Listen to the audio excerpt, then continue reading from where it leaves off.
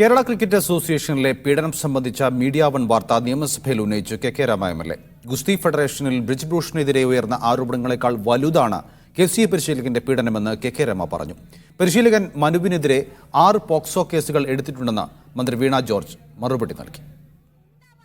സ്ത്രീകൾക്കും കുട്ടികൾക്കുമെതിരായ അതിക്രമം നിയമസഭയിൽ ഉന്നയിച്ച Vadakara MLA. K Rema media one പുറത്തുകൊണ്ടുവന്ന കേരള ക്രിക്കറ്റ് അസോസിയേഷനിലെ പരിശീലകന്റെ പീഡനം ഉന്നയിച്ചു.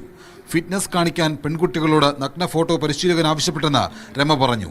വനിതാ ഗുസ്തി താരങ്ങളോട് ബ്രിജ്ഭൂഷൺ കാണിച്ച അതിക്രമങ്ങളെ വെല്ലുന്നതാണ് KCAയിലെ പീഡനം. ഡൽഹിയിൽ BJPയുടെ MP ബ്രിജിത് ഭൂഷണെ നമ്മൾ കേട്ടിട്ടുണ്ട്. ആ ബ്രിജിത് ഭൂഷൺ ഗുസ്തി താരങ്ങൾക്ക് നേരെ നടത്തിയ അതിക്രമങ്ങളെ അതിനേക്കാളും വെല്ലുന്ന രൂപത്തിൽ ഈ കേരളത്തിൽ നടക്കുകയാണ് സർ. ക്രിക്കറ്റ് ഇവിടെ എങ്ങനെയാണ് തങ്ങളുടെ രക്ഷിതാക്കൾ തങ്ങളുടെ മക്കളെ ഇതുപോലെയുള്ള പരിശീലനത്തിന് അയക്കുക സർ? പ്രതി റിമാൻഡിലാണെന്നും 6 കേസുകൾ എടുത്തിട്ടുണ്ടെന്നും മന്ത്രി നിയമസഭയെ അറിയിച്ചു.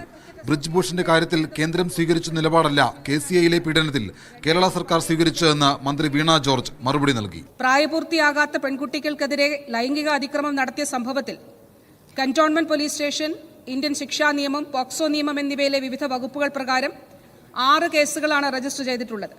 ഈ കേസിലെ പ്രതി റിമാൻഡിലാണ്. കഴിഞ്ഞ മാസം 12-ാം തീയതി മനുവിനെ തിരുവനന്തപുരം കന്റോൺമെന്റ് പോലീസ് അറസ്റ്റ് ചെയ്തിരുന്നു. Media one, Thiruvananthapuram.